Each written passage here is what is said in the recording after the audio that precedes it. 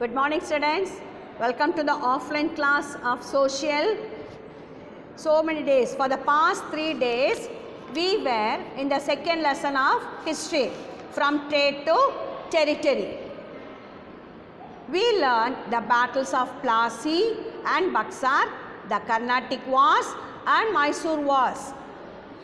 Through these battles and wars, the British laid the foundation for the empire. They attacked the Indian rulers and captured power in their states. In that way, today we are going to learn the Anglo-Maratha War. See, this is the Maratha Empire. Okay.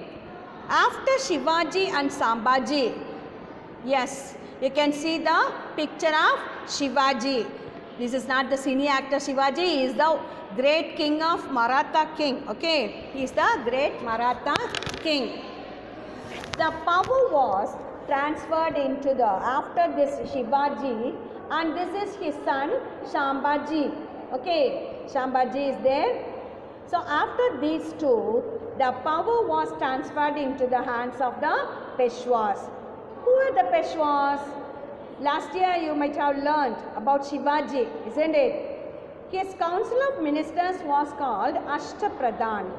Peshwa is the chief minister of the council.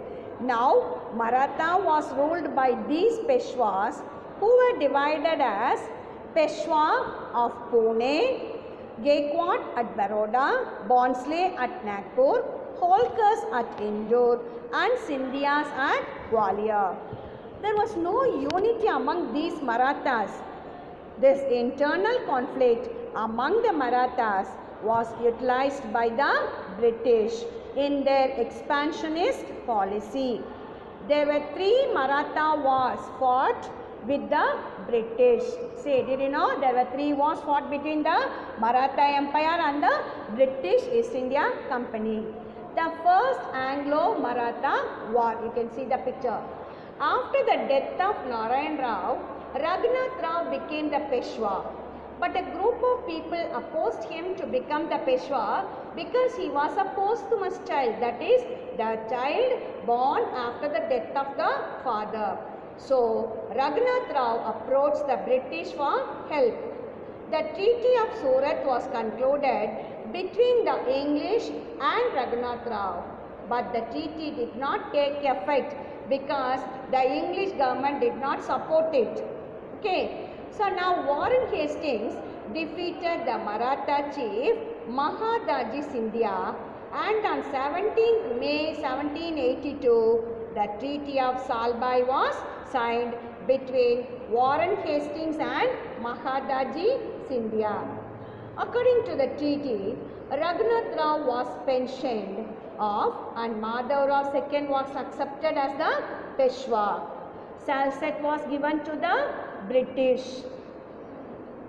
Now, though the wars were over, even though the war was over, the internal affairs of the Marathas deteriorated further. See, you can see the internal affairs. Nana Fadnavis grew fond of power, jealous of Mahadaji Scindia, and seek the support of the English. At that time, Mahadaji Scindia died.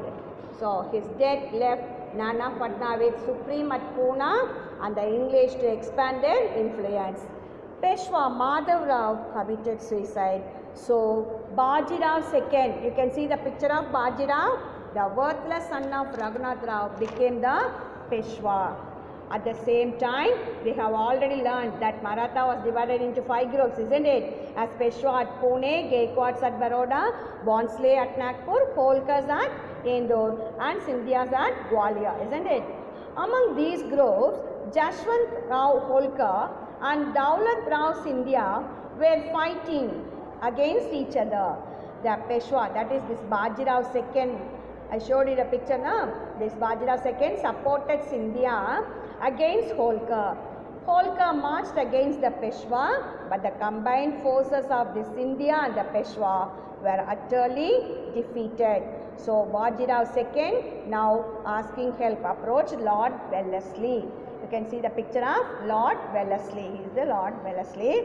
Welcomed him and made him to sign the subsidiary alliance.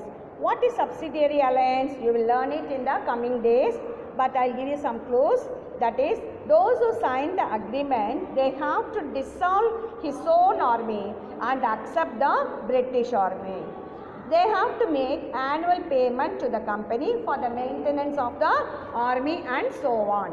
When the Peshwa agreed and signed the subsidiary alliance, the British troops marched towards Pune and vanished the forces of Holkar towards from the Maratha capital. Okay, that is the first. Now, second Anglo-Maratha war. You can see the picture. The Peshwas attempted to save Maratha's independence, but the well-prepared and organized army of the English under Arthur Wellesley defeated the combined armies of Scindia and Barnsley at Aceh and Aragowan. The English forced them to conclude separate subsidy treaties, namely the Treaty of Surji Arjungowan and the Treaty of Diogowan respectively. The Maratha power was gradually weakened. Now you can see the third Anglo-Maratha war. The third Maratha war was the final and decisive conflict between the British East India Company and the Maratha Empire in India. The Peshwa Bajirao II's forces, followed by those of Mudoji II Barnsley of Nagpur and Malharo Holkar III of Indore. They all supported this Bajirao II. Rose against the British. Now the Marathas, they wanted to save their freedom, but the Peshwas were defeated by the British in the third Anglo-Maratha war. Okay, now the results of the Maratha wars. The Maratha Confederacy was dissolved and Peshwaship was abolished. Most of the territory of Peshwa Bajirao II was annexed and became a part of the Bombay Presidency. Bajirao II, the last Peshwa of Marathas, was given an annual pension of 8 lakhs rupees. Thus ended the Anglo-Maratha wars. Okay, students.